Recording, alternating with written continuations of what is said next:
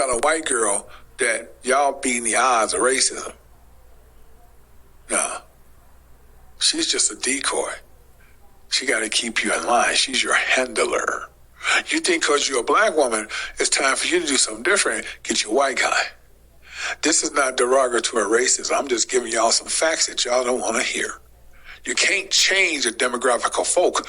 It's in that bloodline. He's with you for experimentation reasons. I know y'all say it's we have love.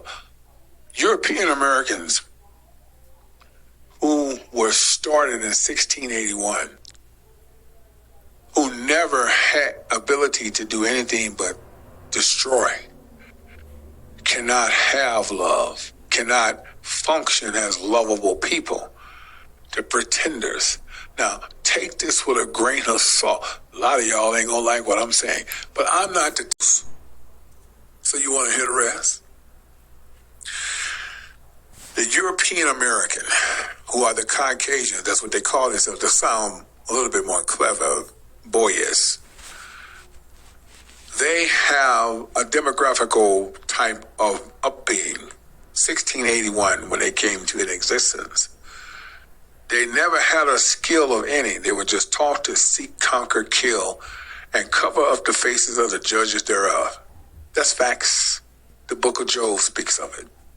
But y'all don't understand that. Christianity has diluted the minds and said the Lord love everybody. That's something that was rewritten so that you accept your oppressors when they put their foot on your neck. And don't even get me started with the Esau and Jacob, because that was one big old lie. The real Esau is a so-called Ashkenaz Khazars that call themselves Jewish. You really believe Rebecca had two nations in her belly? Then let's just get rid of Shem and Ham and Japheth, since Rebecca got it popping like that. But we're not going to even go there. Let's continue on this journey, because European Americans cannot change. Why couldn't they change?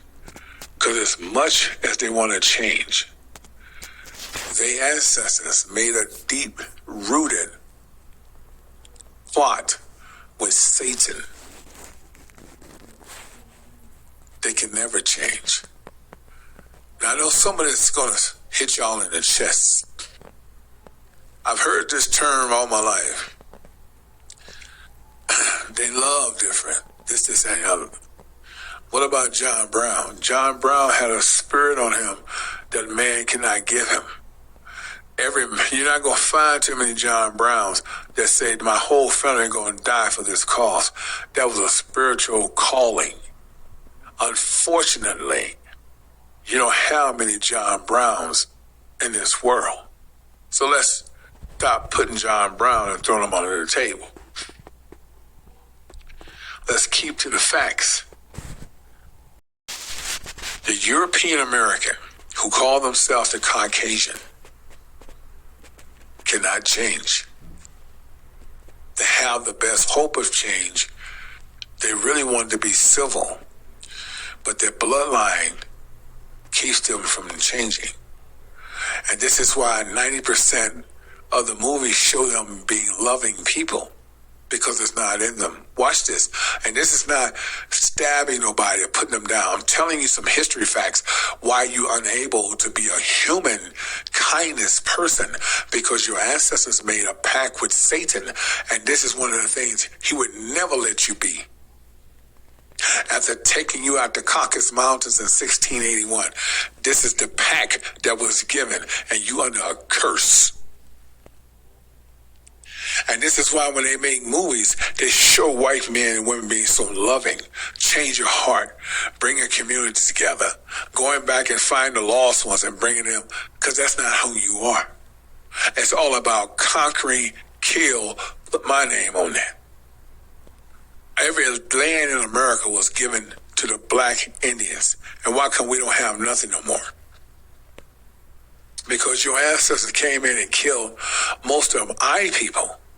and cover up the faces of the judges thereof, and you call it yours. And then what was ever left over, you sold it for $5. You had every nation in this world to take a piece of land and say, those niggers don't deserve nothing. You took and hidden everything. And after all you have, just think about this. The European American who call themselves Caucasians, out of all the privilege you have, why are you still miserable? You cannot have joy, because joy can never find you. When you make a pact with Satan, the only thing you understand is evil. This is why in the movies you set yourself up like a superhero. When you make these Bible movies, you try to act like you're the Messiah. See, these are things that you're portraying in the film because it's something you know you can never be. This is why when you do charities, you act like you love so much, but it's the worst thing even though it's not going to hurt you, you hate charities. You only do a charity because you was told to do it to get a tax break. And not just that, it makes you look something of a human. When a white man get a black woman, he does something he never have done before. He stepped down from who he truly is, because really he's ruthless. But with that black woman, he's going to show another part. Until she do one thing to remind him of who he is. He's superior and she's under him. That's how he see it. The minute she act like she's his equal is when he gonna say you acting like a nigger. It's done. Same thing with a black man, white woman. White woman accepts you. You didn't pull her. I know, black man, you think you pulled that white woman. She pulled you. And she want to make a difference. Say, I'm going to have his children. So I'm different. I'm not like the rest of these peasants, white people. But as soon as you remind her of Kuta Kente, she going to say, you are like the rest of these street niggas. It can't change. It's in their blood. And I'm going to say this one more time. You say, why don't you think a white man, a white woman could change? It's not that you couldn't change, but you were sold out before you came out.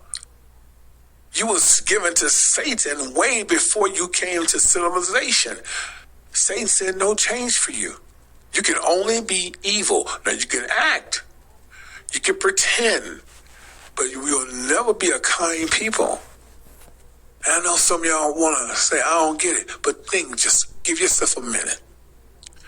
And think about the crimes. Think about all of the how they fire you for no reason. They hate each other more than they hate black folk. How? Where did all this hate come from? Where did this animosity? Where did this decisions of fear came in? Just go back to the history. In order for you to keep this good life, you got to worship Satan. You got to be a hatred person. You got to be a person who gives a shit but what Satan gives you and directs you to. And your life will be great. So all these interracial couples, it's no wonder that they just falling and failing. And what happens when they break up?